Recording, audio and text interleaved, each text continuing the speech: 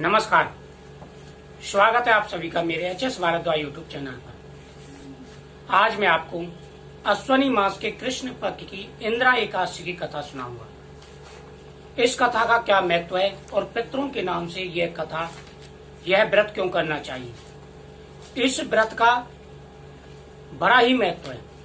अगर पितरों के नाम से इंदिरा एकादशी का व्रत किया जाए और इसके फल को पितरों को अर्पण किया जाए तो 21 पीढ़ी तक के पितरों का उद्धार हो जाता है।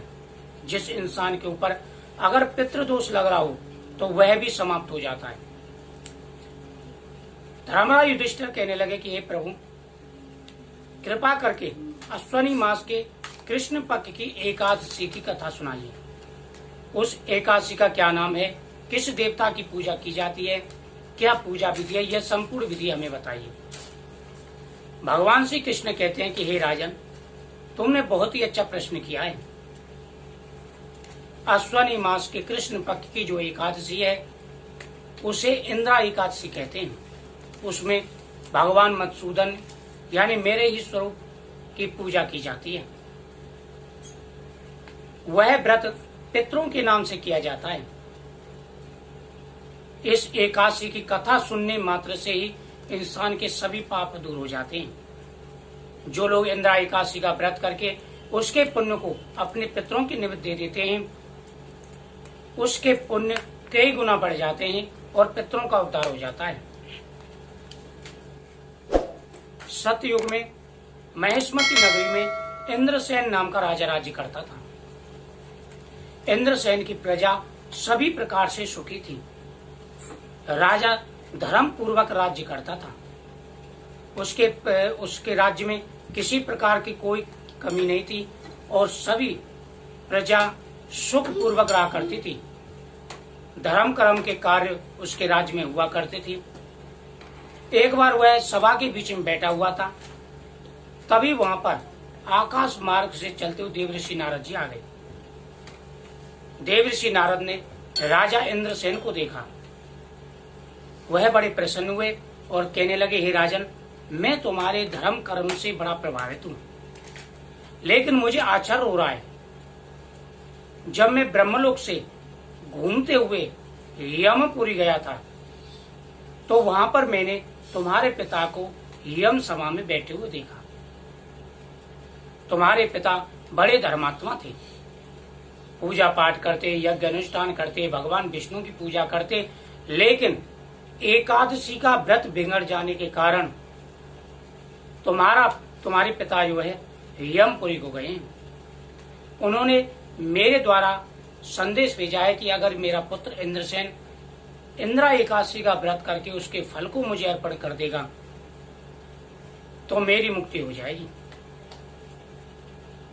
यह सुनकर के महेशमती के राजा इंद्रसेन को बड़ा दुख हुआ।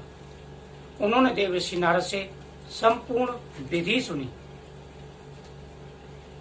उसके बाद में देवर्षि नारद कहने लगे कि हे राजन, मैं तुम्हें इसकी विधि बताता हूं।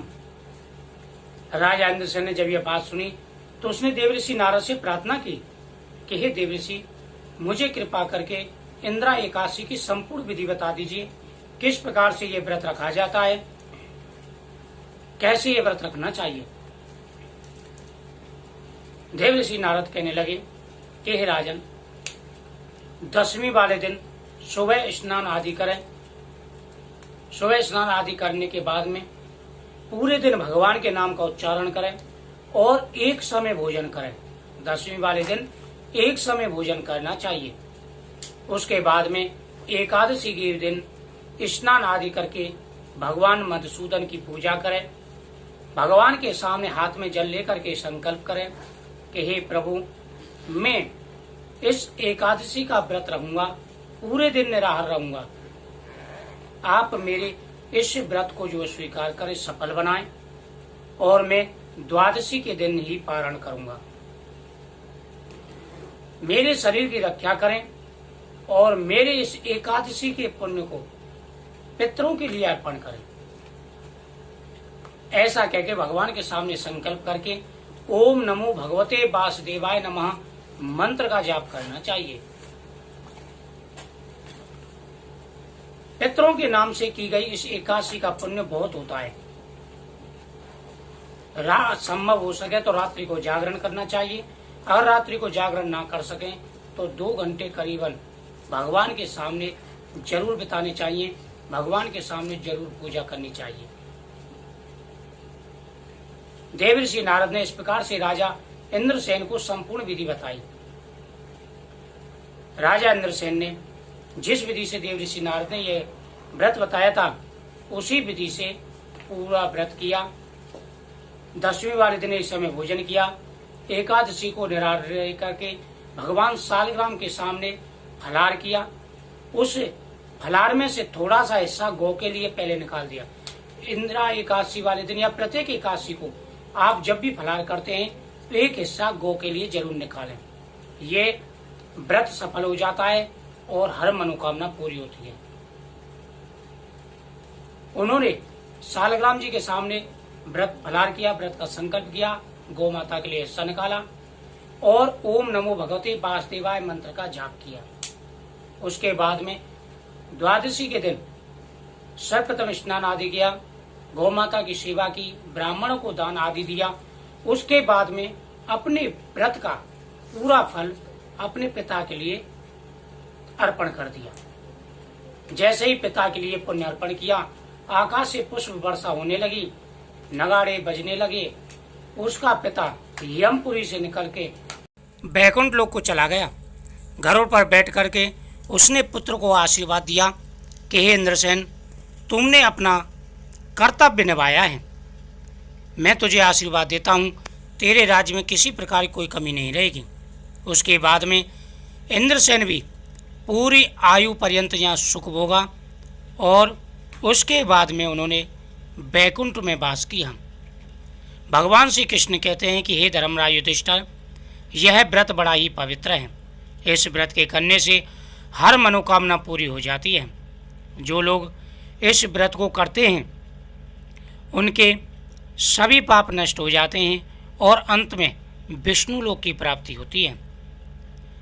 इस व्रत में पूरे नियम पूर्वक इस व्रत को करने के बाद में इसका पुण्य अगर पितरों को अर्पण किया जाता है तो पितृ प्रसन्न होकर के आशीर्वाद देते हैं। शुक्ल पक्ष और कृष्ण पक्ष दोनों एकादशियाँ समान हैं, लेकिन इंदिरा जो एकादशी है ये स्पेशल पितरों के नाम से होती है। इस एकादशी का महत्व कई गुना बढ़ जाता है जब पितरों के नाम से इस व्रत को रखा जाता है। तो इस विधि से जो लोग इंदिरा एकादशी का व्रत करेंगे उनकी सभी मनोकामनाएं पूरी होंगी और उनके पितरों का भी उद्धार होगा। घर में सदा ही धन्य धान भरा रहता है। हर प्रकार की सुख सुविधाएं घर में होती हैं और भगवान विष्णु का और माता लक्ष्मी का आशीर्वाद प्राप्त होता है। बोले काशी मातम की जय।